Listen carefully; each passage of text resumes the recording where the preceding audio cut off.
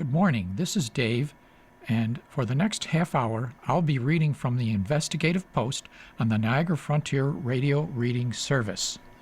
Change is coming to Buffalo News ownership.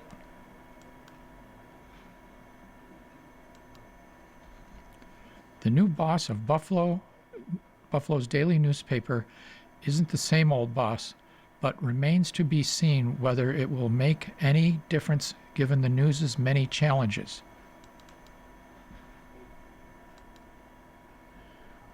Billionaire David Hoffman is buying control of Lee Enterprises, the paper's parent company. It's uncertain what that means for the news, but removing Lee's present management team is addition by subtraction. Lee's crippling debt and the worsening economics of the newspaper industry will continue to pose serious challenges, however. This article is by Jim Heaney. It can't get any worse. That's my first blush impression of the pending change in ownership and management of Lee Enterprises and the newspaper chain whose holdings include the Buffalo News. Lee bought the News and 30 other daily newspapers owned by Berkshire Hathaway in March of 2020. Lee's ownership of the News, and I suspect many other papers under its control, has been marred by top-down management and poor decision-making. Crippling debt, along with the changing economics of the newspaper industry, are at the root of Lee's problems and help explain its management of the News. Revenues company-wide have dropped over the past 5 years from $795 million to $562 million. At the same time, Lee has struggled at times to make payments on $576 million in debt accumulated to finance several expansions. This double bind has forced Lee into a constant cost-cutting mode. Of late, Lee has seen its profits vanish. It lost $35.7 million last year, and its stock price is tanking, falling from a high of $43.21 3 years ago to $4.94 at the close of the stock market on Monday. I worked at the News for 25 years during the Warren Buffett era and have kept in touch with a number of people still there since departing in 2011. The strong consensus of those left behind, Lee's corporate managers, are inept. Most of us in the newsroom would give Lee at best a D, said John Harris, a news reporter and president of the Buffalo Newspaper Guild, which represents newsroom employees. Lee has followed the playbook established by hedge fund managers who have gobbled up and strip-mined daily newspapers the past 15 years. Lee has slashed the Buffalo News newsroom from about 95 to 48 jobs, sold off the news building at Washington and Scott Streets, terminated employee pension plans, and shifted printing operations to Cleveland. The moves have saved Lee money and perhaps kept the News operating in the black, but they've come at a steep price. Print circulation has dwindled to an average of 23,792, according to the annual publisher's statement filed in June with the United States Postal Service. Digital subscriptions were 67,438. Less news coverage and a lousy website has a lot to do with it. So do aggressive price increases. Ditto for poor customer service. As a result, the paper's standing in the community has suffered. The paper's remaining staff does a respectable job for the most part and still includes some good reporters. But the News is a shell of its former self, and it doesn't help that it expends so much of its limited resources and news on whole coverage of Bills and Sabres. Lee's majority owner in waiting, the deal is expected to close in the next few months, is David Hoffman, 73, who has a net worth of $2 billion. His holdings include businesses in 30 countries and 400 locations worldwide. The Hoffman family of companies employs 17,000 in fields of agriculture, aviation, transportation, financial and professional services, hospitality and entertainment, manufacturing, marine, media and marketing, and real estate.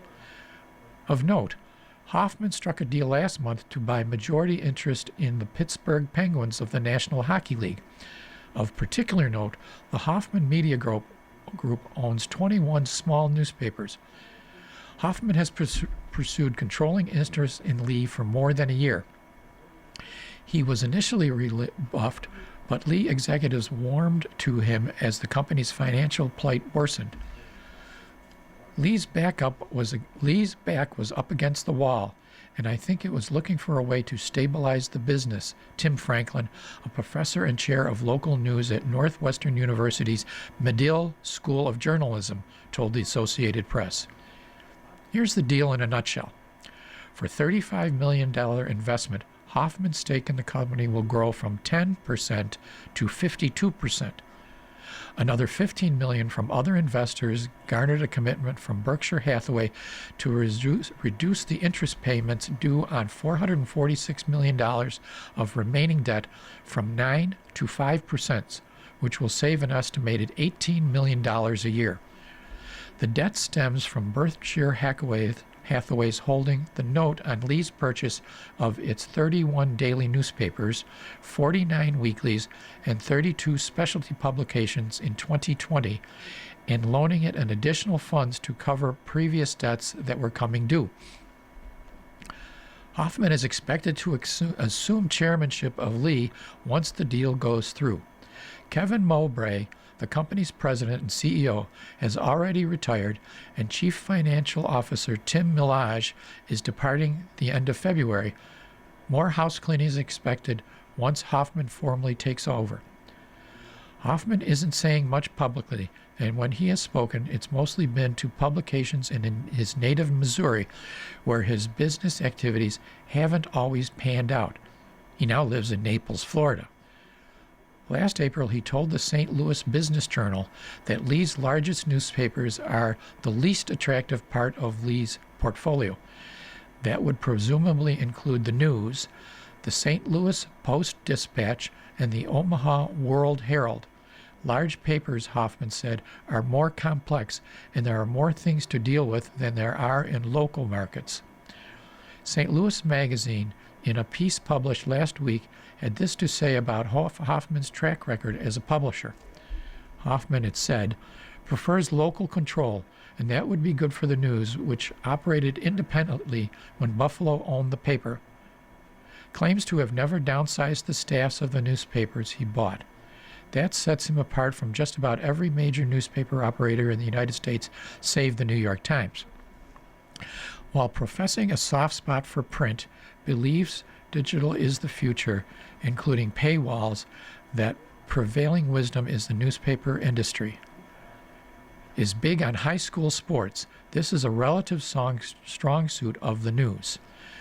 The New York Times, in an October 24th profile, quoted Jay Passangatis, the media group's chief executive, as saying the game plan would be for Lee would involve investing in journalism to build a more substantial digital subscription business. You put journalists back into city council meetings. You put journalists back out at sports games for the local communities, Gaddis told the News. You have local management again in these newspapers, which has all been stripped out. This all sounds good, but keep in mind, Hoffman is a relative newcomer to the newspaper business, and his holdings are small publications. It's one thing to turn a profit at, say, the Mackinac Island Town Crier or the Telluride Times, and another to successfully manage the likes of the Buffalo News or St. Louis Post-Dispatch. Harris of the Buffalo News Guild is taking a wait-and-see approach. We're not sure what it means quite yet, though we're optimistic about the infusion of money and the lowering of interest rate from Berkshire. I just hope he chooses a good CEO to help lead Lee. Hoffman's wealth can make a difference, but billionaires have a mixed track record as newspaper publishers. The Washington Post has taken a wrong turn of late under Jeff Bezos, and Patrick Soon-Shiong's stewardship of the Los Angeles Times has been problematic. There have been some successes. The Minnesota Star Tribune and Boston Globe comes to mind. The Poynter Institute, in a December 2024 piece, said a common denominator of successful billionaire publishers is hiring the best available talent for publisher and editor, then letting those professionals do their jobs with only the lightest of oversight.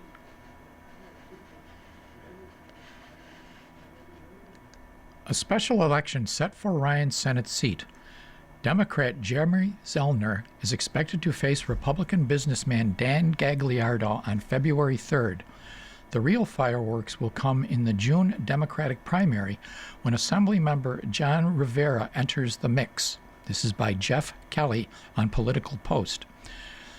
The special election to fill the 61st District State Senate seat vacated last week by Sean Ryan before he was sworn in as Buffalo mayor is coming as quickly as state law allows. Governor Kathy Hochul last Friday set the date for February 3rd. She could have picked a date as late as the first Tuesday in March, but instead chose the first possible Tuesday allowed under the law, just over a month after Ryan resigned the seat. The move favors the four political parties with automatic ballot access in a special election process that already privileges major party insiders by minimizing the time allotted to independent candidates who might want to petition their way onto the ballot. Paul Wolf, an advocate for election reforms, called the process fundamentally undemocratic because the power it confers on party bosses to determine the candidates. The governor's decision to call the special election quickly just makes matters worse, he said. This compressed timeline makes it nearly impossible for voters to learn about the candidates or for any grassroots organizing to occur. Here's how the special election works. Leadership of the four parties with automatic ballot slots, Democrats, Republicans, Conservatives, and working families, must designate their candidates for the seat by Friday. Those candidates have until Monday to accept the ballot lines. The Erie County Democratic Committee on Wednesday evening is expected to nominate its chair, Jeremy Zellner. The Erie County Republican Committee has already chosen Amherst businessman Dan Gagliardo, who in November lost his bid for Amherst Town Supervisor. The working families and conservative parties will likely line up behind two candidates or sit out the race. A candidate who wants to run on an independent ballot line next month has until Monday to collect and submit 1,000 valid signatures from voters in the district. The first day to collect signatures was last Friday. That would be a heavy lift in good weather, let alone in the dead of winter. So Zellner and Gagliardo likely will be the only choices on the ballot. The winner will serve out the remainder of Ryan's term, which ends December 31st. Candidates for a full 2-year term must run in June's primary, assuming they face a challenger from their own party, and then November's general election. Enter 149th District Assemblymember Jonathan Rivera. The Buffalo Democrat declared his candidacy for the 61st District Senate seat even before Ryan won the mayor's race in November. He intends to enter the Democratic primary in June, regardless of next month's outcome. Rivera said the special election would likely turn out relatively few voters, and the designation process tunes out the voices of district residents. There's a reason why Democrats feel disengaged across this country, and it's because they're often fed candidates that they never even wanted, and they're not given options, Rivera said. The primary is going to do that for them. That's the real electorate that's going to make this decision. Rivera has long been tight with Ryan. He comes from the West Side coalition of Democrats associated with his father, Niagara District Council member David Rivera, as well as Ryan, former Assembly member Sam Hoyt, and Erie County Executive Mark Poloncarz. He succeeded Ryan in the Assembly when Ryan was elected to the Senate in 2020. He was active in Ryan's mayoral campaign. Jonathan Rivera also has been an ally of Zellner. He's put in time working on numerous campaigns for fellow Democrats. He worked jobs in Poloncarz's office and in the county's Department of Public Works of the sort that are parceled out to loyal and effective party operatives. Rivera and Zellner began jockeying for position well before Ryan won the Democratic Party for mayor last June. Neither is especially well known in the district. Zellner's name is familiar mostly to party insiders and political junkies. Rivera's assembly district overlaps parts of the Senate district in the city, but then stretches south along the lake to Hamburg, where the Senate district runs north of Buffalo into the city of Tonawanda, the towns of Amherst, Grand Island, and Tonawanda, and the villages of Kenmore and Williamsville. Zellner spent last summer and fall lining up support for Democratic Party leaders in the towns and villages that make up the bulk of the district. He said he has recused himself from his party's choice of special election candidates, which he described as more open and transparent and democratic than that of any other party. More than 80 party leaders will take part in tonight's vote, he said. And yes, I've called every one of them and asked for their support, and I feel very good about it. I've had a lot of encouragement to make this run from within the district from day one. Rivera, meanwhile, has secured a long list of endorsement from labor unions, about a dozen so far, he said. He said labor supports him in part because he's learned the ins and outs of Albany during his 5 years in the Assembly. I'm the only candidate in the race that has the experience, that knows what the job is. Zellner countered that he's lived in the district my whole life. I know it like the back of my hand. He said he's knocked on the doors of more than 800 Democrats already and received a strong positive response to his candidacy. I've had a lot of encouragement from folks in this district to do this, Zellner said. Not people from New York City, not people from Albany, but people from this 61st district. Zellner and Rivera present a united front on one issue. Both argue the district needs a Democrat in Albany to fight against the Trump administration's cuts to Medicaid and other safety net programs.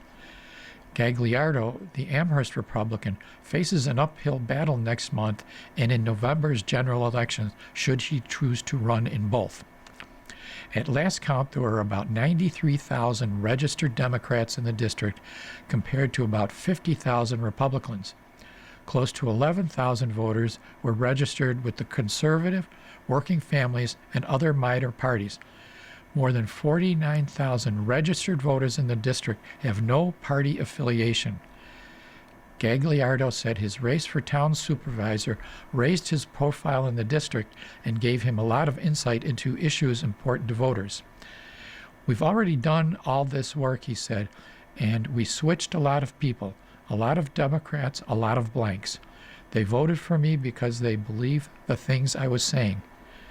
Gagliardo characterized the special election as a contest between a working man and an entrenched political boss. As for the June Democratic primary, on the face of it, the demographics favor Zellner, a city of Tonawanda native. About 3/4 of the district's registered Democrats live outside of Buffalo. The towns of Amherst and Tonawanda, where party leaders have lined up behind Zellner's candidacy, account for nearly 2/3 of Democratic voters. Some of Zellner's supporters have suggested the district would be better represented by a suburban Democrat rather than a city dweller like Rivera. Rivera called that argument divisive. He noted that Ryan, a white man from Buffalo, represented the district for 5 years. Poloncarz, a white man from the city, represents the entire county. Tim Kennedy, Yet another white man from Buffalo represents a congressional district that runs the gamut from city to farm country. As of November, Zellner has about $357,000 in the campaign committee he has used to run for party chair. He can redirect most of that money to his Senate campaign. He said he also expects to qualify for public matching funds, which would require at least 150 additional individual contributions between $5 and $250 from voters within the district. Rivera in July reported shy of $22,000 in the bank. He's been fundraising for the past 6 months, however, and hopes to qualify for public matching funds too in order to level the playing field with Zellner. Between organized labor and public campaign financing, I feel good, Rivera said. Gagliardo all but emptied the account he used to run for Amherst Town Supervisor in the fall, reporting just $1,700 in the bank at the end of November. But he has the personal resources to self-fund a month-long special election campaign. At least so far, has no fellow Republicans trying to tap the same donor pool should he decide to run in the general election as well. He said he, too, expects to qualify for public matching funds. So far, only Rivera, Zellner, and Gagliardo have registered campaign committees with the state election boards. All three declared candidates must file campaign finance disclosures on January 15th. Special election candidates must make another round of disclosures on January 23rd, 11 days before the election.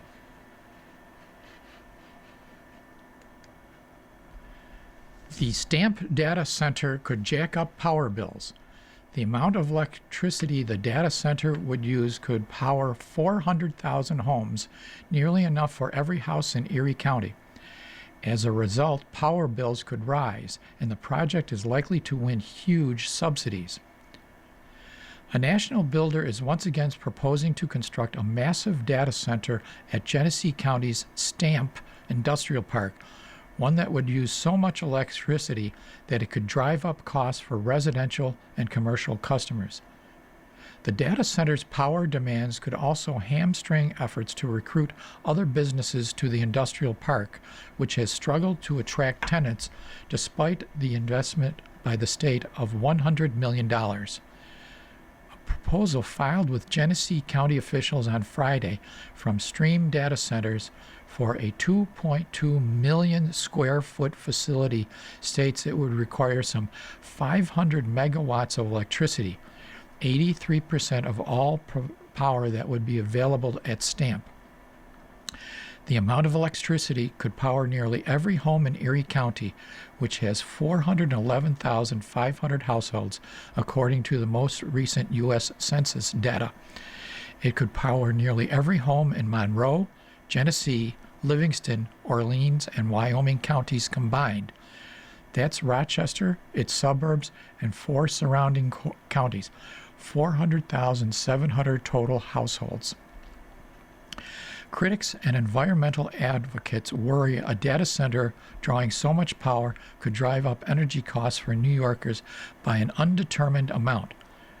Researchers have found that data centers elsewhere in the country are contributing to a rise in electricity costs for consumers. Electricity rates in New York State are already higher than the national average. A November analysis showed power bills in the state ranked 17th highest in the nation. The developer said in its application the data center would be leased to a Fortune 50 company whose ranks would include tech giants like Amazon, Apple, and Microsoft. While Stream Data Centers has not yet requested public subsidies, government assistance could tally hundreds of millions of dollars in the form of discounted hydropower and property and sales tax exemptions. The project is slated to create 120 jobs, 2 fewer than Stream's previous proposal. We shouldn't just take the lowest hanging fruit that comes our way. We can afford to be a little picky in what we're putting our tax dollars toward, said Bridge Rock, an environmental justice organizer with the Buffalo-based Clean Air Coalition, which has advocated against other data centers in the region. If they want to build them, they should pay the full cost of that project. Meanwhile, members of the Tonawanda Seneca Nation, whose territory abuts Stamp, fear the data center would harm old-growth forest they rely on for medicinal plants, hunting, primarily due to 24/7 lights, and noise emitting from the facility. The nation also fears that stormwater runoff from Stream's property could harm creeks that run through its land. Tonawanda Senecans earlier this year sued Stream Data Centers and the Genesee County Economic Development Center, the local industrial development agency building Stamp, for failing to conduct a proper environmental review of a past data center proposal. Stream canceled that project, making the lawsuit moot and handing the nation a victory, but vowed to return. Part of my outrage comes from the fact that the presence of a data center at Stamp has been so forcefully rejected by not only the Tonawanda Seneca Nation, but also local residents, said Sarah Howard, an organizer with the group Allies of the Tonawanda Seneca Nation. To come back with this more than a twice as large and much more energy-intensive facility is really disrespectful to the local voices. In statements to Investigative Post, Mark Massey, President and CEO of Genesee County Economic Development Center, his agency is evaluating the proposal from Stream Data, saying that any land sales or financial incentives will be publicly considered at a later date. A spokesman for Stream Data did not return a request for comment. Earlier this year, Stream Data proposed a $6.32 billion, 900,000 square foot data center at Stamp that would have used 250 megawatts of power, 10,000 gallons of water per day, and employ 122.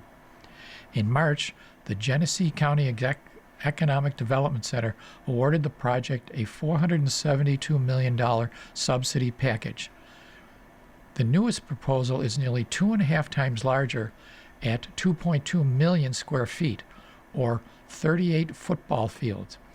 The data center would use 500 megawatts of power, 20,000 gallons of water per day, and employ 120. The proposal comes as the IDA has struggled to fill the 1,250-acre industrial park in the town of Alabama, 13 miles northwest of Batavia, despite some 15 years of planning and $100 million in state grants. Only two companies, Plug Power and Edwards Vacuum, have committed to the mega site through Plug Power, struggling financially. Recent data recently canceled its plans. A portion of the data campus center would be built on land previously committed to Plug Power. The IDA could earn more than $100 million in fees from the proposed data center.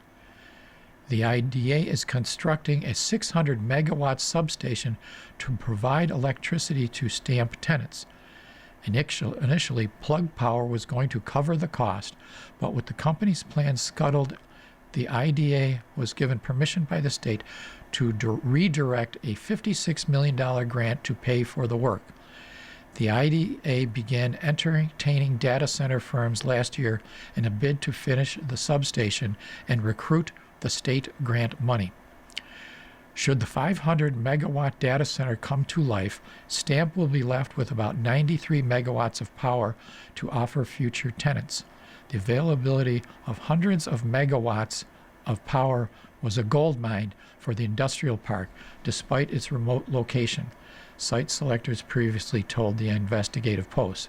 Massey of the IDA said in a statement that 93 megawatts was plenty to market to other firms. The agency said we'll be able to continue to market low-cost power in our ongoing efforts to bring more companies to Stamp. The data center is already facing vehement opposition from the Tonawanda Seneca Nation and the surrounding communities. Dozens spoke out against Stream's first proposal in February. In a December letter, a group of more than 600 members of various advocacy groups wrote to leadership of Stream opposing the project. Data centers nation spokesman Grandel Logan said, are noisy. That's the big thing. This one is larger. Animals are sensitive to it, and we're sensitive to it as well. The land, he added, needs to be protected. It needs to be respected by people off territory as well. At Stamp, electricity would come. Good morning. Welcome to another broadcast day of the Niagara Frontier Radio Reading Service, a private